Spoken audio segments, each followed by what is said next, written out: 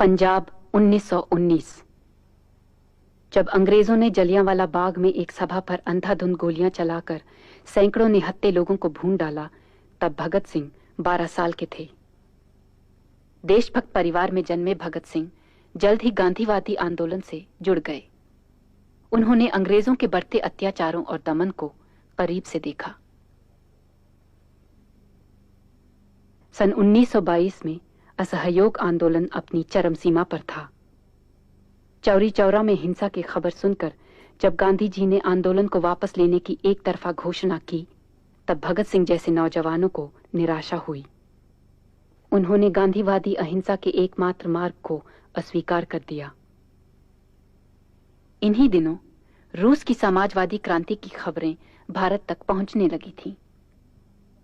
भगत सिंह और उनके साथियों ने महसूस किया कि कांग्रेस के भीतर रहकर मजदूर किसानों के लिए नहीं लड़ा जा सकता। उन्होंने 1928 में हिंदुस्तान समाजवादी रिपब्लिकन एसोसिएशन की स्थापना की। इसी साल साइमन विरोध प्रदर्शन के दौरान पुलिस ने लाठियां बरसाकर लाला लाजपत राय की हत्या कर दी। हिंदुस्तान समाजवादी रिपब्लिकन आर्मी ने एक अंग्रेज पुलिस ऑफिसर को गोली से मारकर इसका बदला लिया। एक साल बाद भगत सिंह और उनके साथी गिरफ्तार हुए। कोर्ट में उन्होंने अंग्रेज राज और कानून को मानने से इनकार कर दिया और समाजवाद की आवाज बुलंद की। इनकलाब जिंदाबाद का उनका नारा देश भर में गूंजने लगा। 23 मार्च 1931 को भारी विरोध प्रदर्शन के बावजूद भगत सिंह, राजगुरु और सुखदेव को फांसी दी गई। रात के अंधेरे में लाशें नदी में बहा दी गईं और अंग्रेजों ने ऐलान किया कि अंतिम संस्कार धर्मानुसार किया गया है। भगत सिंह तब 23 साल के थे।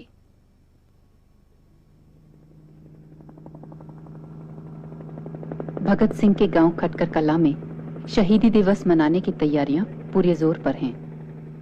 आज सरकार भगत सिंह को एक देशभक्त के रूप में अपनाना चाहती है और खालिस्तानी ताकतें एक सिख आतंकवादी के रूप में।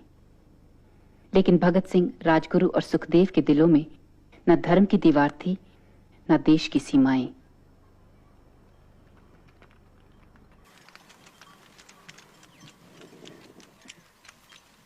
अंग्रेज़ों के खिलाफ आज़ादी की लड़ाई में जो विचार भगत सिंह ने लोगों के मन में समो दिए थे, तो अंग्रेज़ों ने एक दाव सांप्रदायिकता रखी कि लोगों को उनके जात पात पे, उनके धर्मों पे बांटा जा सकता है।